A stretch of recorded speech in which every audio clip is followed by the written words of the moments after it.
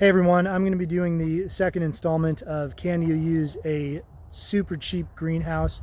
And if so, what are the ramifications, what are the modifications that need to be made to make that work? If you haven't seen the first video, I'd recommend going back to see that because I cover certain things I'm not going to cover in this one. This is really more about the additional things that I'm doing to this super cheap greenhouse to make it viable and usable for the client long term, and what are some of the considerations, what are some of the things that we're doing to make this better. So here is the greenhouse with some of the additional updates that I'm doing on it. I've basically taken wood chips on the inside, piled them up against the outside, and then piled the wood chips on the outside up against it as well. And so I did that multiple layers going inside then outside, inside then outside, so that I wasn't pushing this skin or cover one way or the other too far. And that's also really helped tighten up the skin over the top and give some stability, surprisingly a lot of extra stability by adding these wood chips. The other massive benefit, there's two more massive benefits. So one is first is it brings stability to the entire system. Two, it weights down the flap. So in the other video that I did, there's a flap that goes underneath that I've actually put cinder blocks and then now wood chips on top of, so it weights the entire thing down and holds it down. And the other thing this does is building up the wood chips on the outside effectively makes it kind of like this greenhouse is partially dug in or partially underground. So these wood chips essentially provide a significant layer of insulation along the bottom there, and it might be difficult to see on the video, but the wood chips are coming up about a foot and a half all the way around on the outside and all the way around on the inside.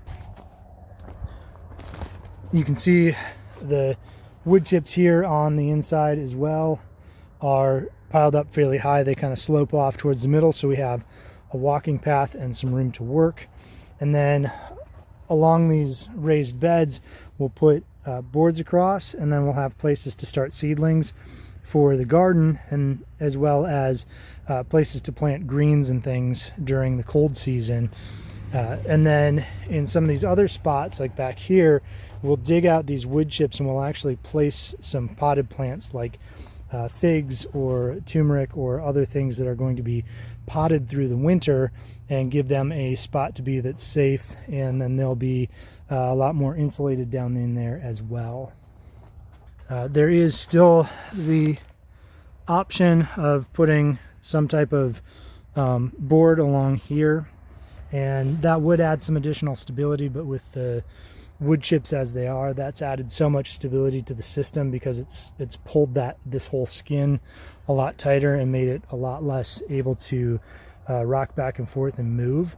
So the strength is improved. The boards could still add some strength as well as adding some ability to hold the roof up if there's some snow load. However, I don't think they're necessary after doing all this work. They could also hold potted plants and shade cloth, which would probably be the bigger help.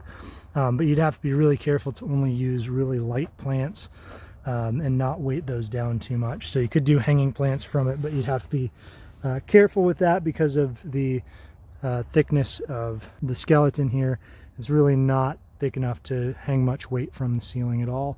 I hope you found that video really insightful, and the previous one as well. I've got at least one more in this series, so if you want to see when we actually start growing plants, what this looks like and how it does, go ahead and subscribe and like the video to make sure that you get notifications on the next one that comes out. If you need help with homesteading, please feel free to reach out to me. Go to my website, thehomesteadconsultant.com, and I would love to talk with you about how I might be able to help you really succeed at your homesteading goals. Thanks so much for watching.